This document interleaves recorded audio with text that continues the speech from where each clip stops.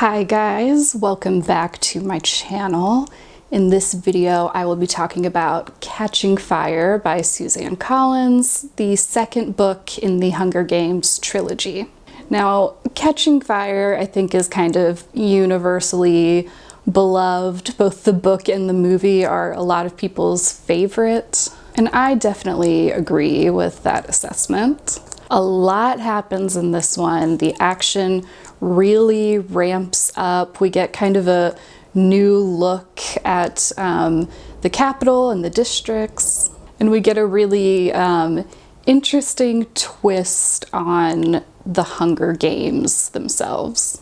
And while I was reading this, I was definitely wondering what it was like to read this book for the first time all those years ago when I was a teen. I mean, I have to imagine I had a pretty big reaction to, the quarter quell announcement and Peeta's sort of revelation with the baby. All these signs from the other victors that there's some kind of a scheme going on. And when you're like physically reading the book, at the point when she goes into the games, there's really not a lot of pages left. So I have to think that when I first read this book, I was on the edge of my seat wanting to know what was going to happen.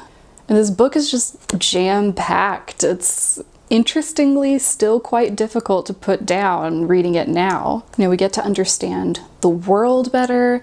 We get to know some of the other victors besides Katniss and Peeta. And there's some really definitive character development for Katniss.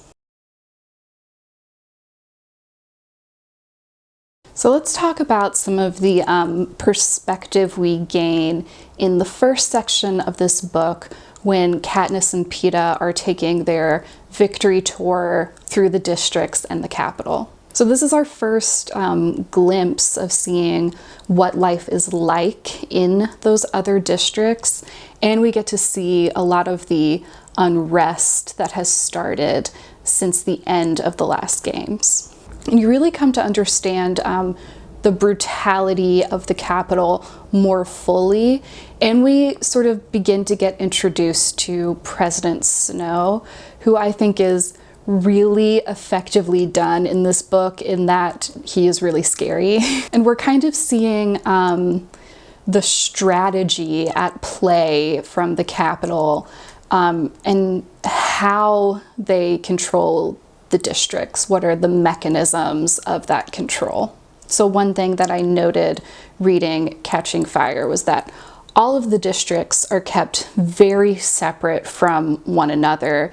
They know very little about each other, and they really have no cross-communication, which is certainly an effective control tactic because they can't really organize together. And we see, the people of 12 that we know best, and we see Katniss feeling this way sometimes too, that maybe because of this separation, people are focused on kind of their own district and their own community. And like the only experience they have with people from other districts are watching the games, in which a lot of the times those other districts are kind of an enemy. And so the victors who win the games, who get to do this victory tour, they're in a really unique position because people don't travel outside of their districts. Most of the citizens of this country don't really get to see things on a larger scale like that.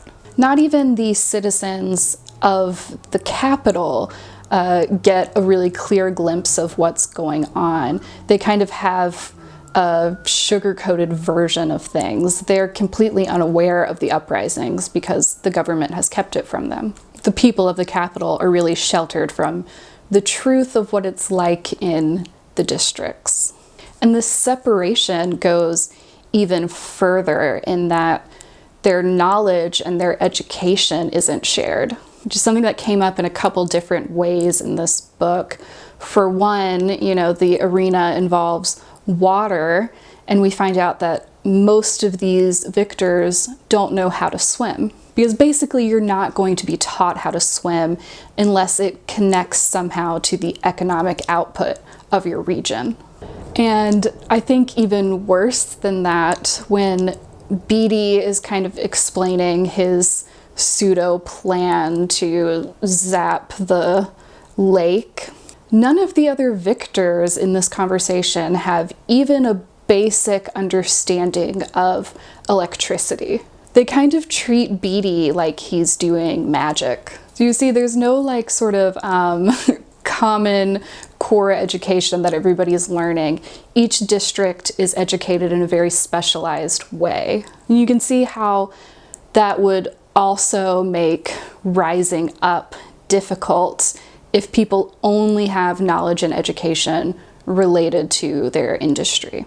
And we also see, which becomes a really big part of the next book, the way that the control of the media and kind of the narratives that get pushed is a big part of how the capital maintains its power.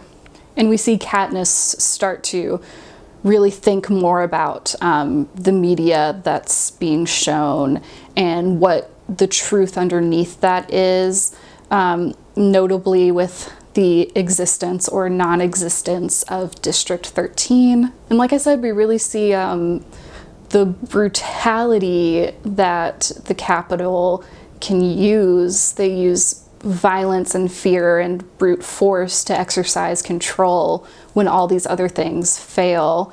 You know, Katniss witnesses that things are a lot tougher in other districts, that they crack down much harder.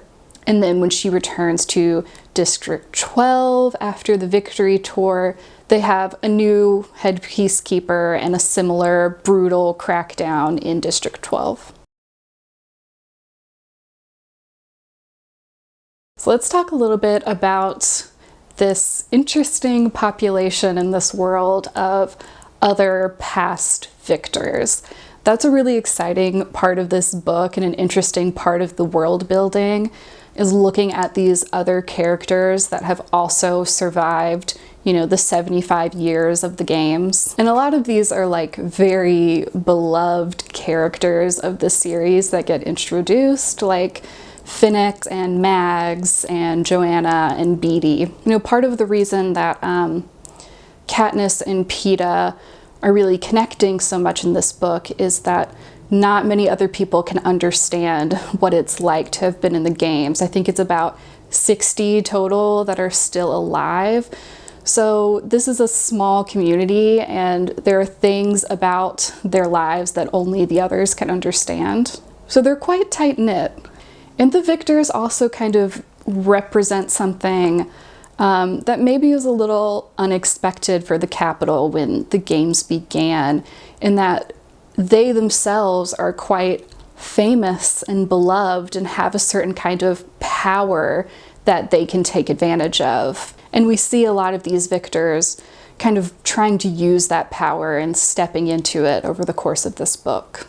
You know, it makes for a very different kind of Hunger Games. There's really no repetition from the first book, because now it's a pool of experienced killers who are also friends. And we see Katniss develop relationships with these victors.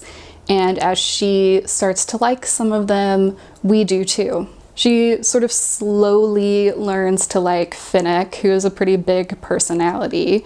But I would say Finnick is like one of the favorite characters from the Hunger Games books, you know, from my perspective of being on the internet. And we see her gain some respect for Joanna. There's one part where she describes her dynamic with her as being kind of like having a mean older sister. And there's a point with Beatty towards the end of the games where Katniss thinks that she trusts him, you know, second only to Peeta. And she, you know, sort of takes what Beatty does on faith when she finishes the task of taking out the force field. So we have this whole new fascinating world of characters to learn about. And we get some glimpses into the past games and sort of other corners of the world that is being built in these books. And we also see reflected a lot of the trauma that Katniss and Peeta and Haymitch are also experiencing. There's a lot of representation of trauma in this book. They basically all have like PTSD that's expressing itself in different ways. We see Katniss and Peeta both struggling with nightmares. We see other victors who self-medicate like Haymitch does. We really see the fear that they all live with. There's one scene in particular that was quite sad that I think demonstrated this really well and showed some of the growth that has happened for Katniss. It's after Katniss finds out about the Quarter Quell and finds out that she is going back into the arena again, and she's just kind of overcome by this fear and this despair. And when she hears her mother and Prim approaching, she's trying to put herself back into this dynamic that they've had since her father died, where she has to be strong for them and she has to take care of them. But when she sees them, she just totally breaks down, and her mom and Prim, they're the ones who are strong in this moment, and they comfort her and they take care of her, and Katniss lets them take care of her. And that is such a significant moment for Katniss, who doesn't let anyone into her internal emotions like that.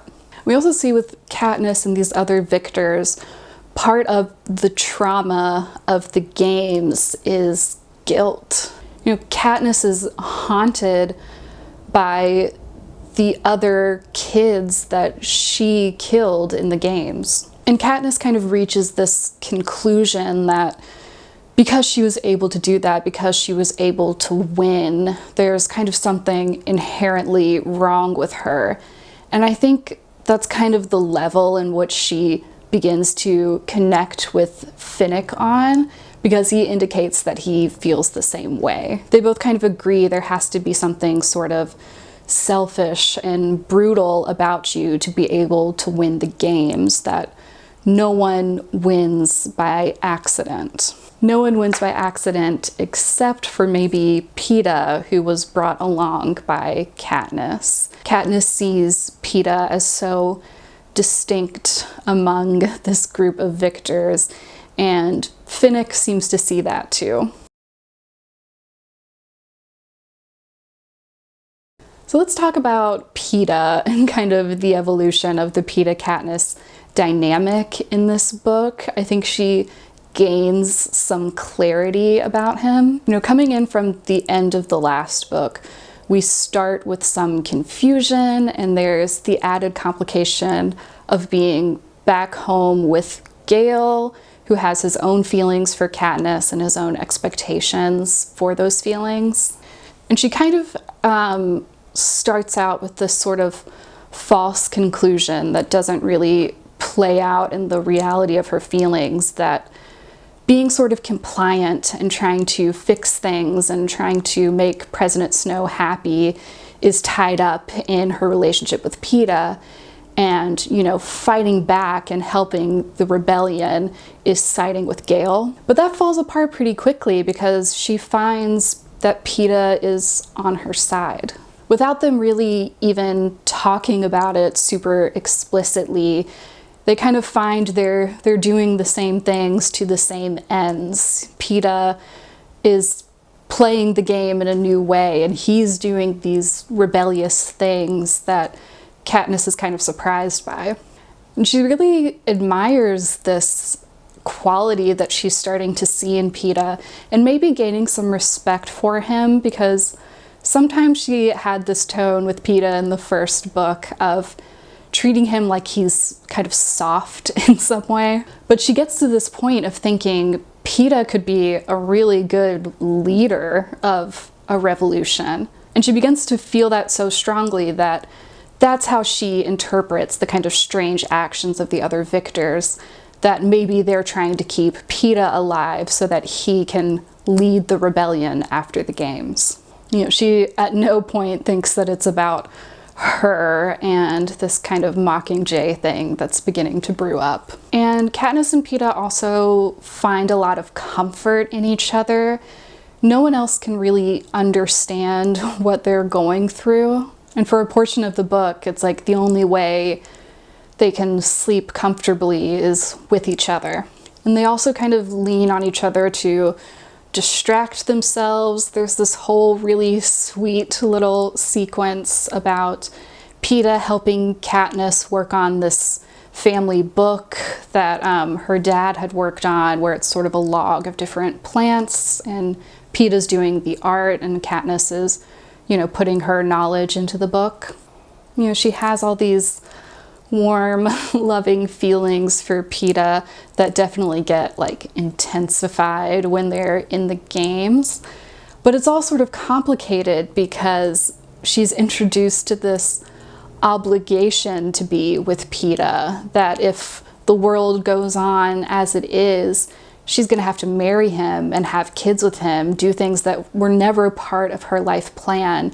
And she doesn't get a choice in that. And losing that free will and that choice makes it difficult no matter how great Peeta is. But even in that, in her sort of fear and revulsion of having kids and bringing more kids into the world that could end up in the games, there's a moment where she suspects that maybe Peeta feels that way too, that he's aligned with her on that as well. And that's when he sort of does the fake pregnancy announcement thing, and then he comes back and he's crying real tears, and Katniss is wondering kind of where he's pulling that emotion from, and she kind of comes to the conclusion that he's thinking of the same feelings that she has of what a tragedy it would be to bring a child into a world like this. And of course, when they're in the games, there's these moments of very real expression and clarity between them, kind of on the verge of death. They're each trying to save the other, and Peeta expresses his love in such a deeply unselfish way. And Peeta's trying to convince Katniss to value her life for the people back in 12 and the other people who need her. And Peeta says that no one needs him. It's true his family doesn't need him. They will mourn him, as will a handful of friends, but they will get on. Even Haymitch, with the help of a lot of white liquor, will get on. I realize only one person will be damaged beyond repair if Peeta dies. Me. So that acknowledgement there that she is the one who needs Peeta, that's a real clarity of emotion that we haven't seen very often from Katniss. Let's talk about the character development that happens with Katniss, and we see it happen with Peeta too, in that they kind of become radicalized in this book. Radicalized into putting aside fear and standing with the districts in the rebellion. We see Katniss make a very conscious decision to stop running and to fight back and to be defiant of what's happening to her, and to prioritize something longer term than the immediate needs of survival. And I think part of Katniss being able to make that jump, and for a lot of the other victors to make the same decision, is that the survival thing has kind of been taken away. They have enough money, they're not going to starve to death. So I do kind of wonder if that opens up space in their heads to think about change and bigger goals in a way that isn't accessible for the people that are still scraping by. We recall in the first book, Katniss is completely obsessed with food, does not let a meal pass without describing it in great detail. And that's kind of gone in this book, and she doesn't have to spend all of her free time trying to get more food. So frees up a lot of space in her head. It's this idea again that the victors have a unique perspective and a unique ability to see the bigger picture of what the Capitol is doing. And Katniss finally realizes that she doesn't really have any power to protect Prim or her mom or Gale or Peeta, and that protecting them is kind of pointless because what is she protecting them for? What kind of life do they even get to have under the system? What kind of future do they get to have? And she comes to the conclusion that there is no choice but to fight. And we see Peeta kind of shift along with her. There's this very significant moment where they're at this big lavish party at the Capitol, and they discover that the Capitol citizens drink this liquid to make them throw up so that they can keep eating and try all these different foods. And that's so appalling to them who have seen people starve to death. And Peeta says to Katniss, you know, maybe we shouldn't be trying to stop these uprisings. Maybe they should happen. And that's like quite a radical thing to say in this very authoritarian world. And it's interesting because we really see Katniss and Peeta so morally aligned in this book. They're really in sync in their intentions and what they believe to be right and wrong, which, if memory serves, is going to be really key in the next book where Katniss and Gale don't agree in those areas. And I also think this in sync nature and the closeness that they gain in this book is a big part of the reason that it's a favorite, so that it has this emotional core. You know, it's great to have so much time with Peeta, who's such a lovely, charming character, and it feels like really sharp contrast to the next book where Peeta's gone for so much of it.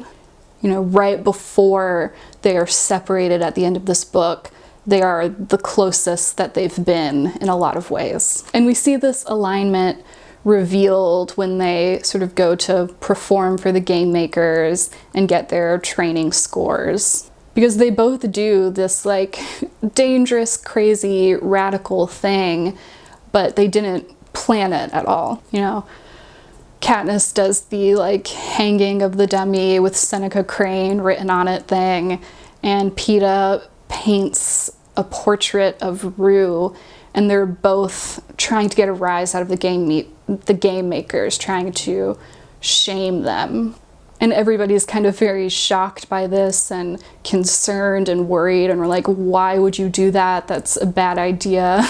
But Katniss's reaction to it is that she thinks it was amazing. That's the word in the book she uses. I mean, she can hardly help but love Peeta in a moment like that. So in book one, Katniss is kind of an accidental rebel.